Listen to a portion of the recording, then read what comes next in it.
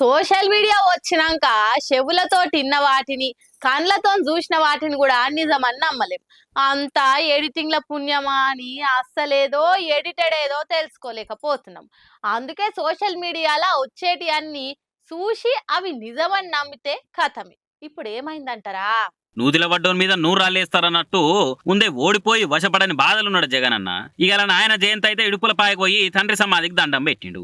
పక్కపంటి విజయమ్మ కూడా ఉండే వరకలా జగనన్నను చూడంగానే మేడం కళ్ళ నీళ్ళు తీసింది. జగనన్న దగ్గర తీసుకొని ఏడొక్క మాని సందాయించిండు. బాధపడకు, నాకు విమానం టైం అయింది, నేను పోయొస్తా అంటే సరే బిడ్డ అన్నది. ఇదంతా వీడియోలో కనిపిస్తున్నది. కానీ టీడీపీ సోషల్ మీడియా పేజీలో మాత్రం తల్లిని పట్టించుకొని జగన్ తల్లి ఏడుస్తున్నా పట్టించుకోకుండా పోయిన సైకో అని పోస్టులు పెడుతున్నారు. ఇక అది చూసి వైసీపీలు కూడా అసలు వీడియో చూడు రిబై అని కౌంటర్ ఇస్తున్నారు. వాళ్ళ తల్లి కొడుకులదేందో వాళ్ళకి తెలుసు. నడిమిట్ల వీడియోలు అటో ముక్క ఇటో ముక్క కటింగ్ చేసి సోషల్ మీడియాలో పెట్టేటోళ్ళకి ఏం తెలుసు? జగన్ అన్నదనే కాదు, టీడీపీలే కూడా గిట్టిన వైసీపీలు కూడా పెడుతుంటారు. అదో పైశాచిక ఆనందం తప్పితే దాంతో పాయిదేమున్నది? సమాధి కాడ మొక్క పోతే కూడా రాజకీయం చేసేంత దిగజారిపోతున్నారు. రోజు రోజు కానీ తిట్టిపోస్తారు ఇసంటి చూసిన వాళ్ళు.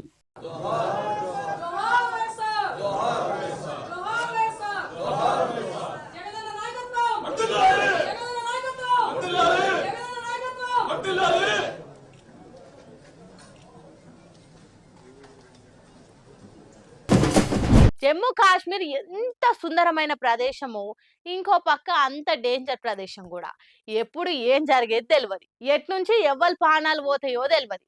ప్రకృతి రమణీయతకు పెట్టింది పేరైన జమ్మూ కాశ్మీర్ కు ఉగ్రవాదం అనే చీడ పురుగులు పట్టి ఆ సౌందర్యాన్ని నాశనం పట్టిస్తుంది.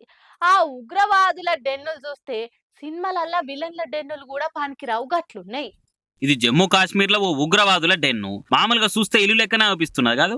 ఆ రూమ్ లో కబోర్డ్లు ఉన్నాయి. ఆ కబోర్డ్లు వెనకపోతే ఏమున్నదో చూడరిగా.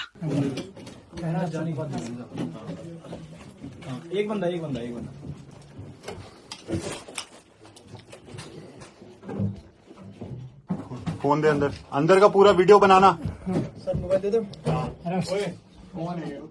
सब पूरा है। हाँ पूरा चारों चारों अंदर जा जाते जा सकते जाओ सर अंदर।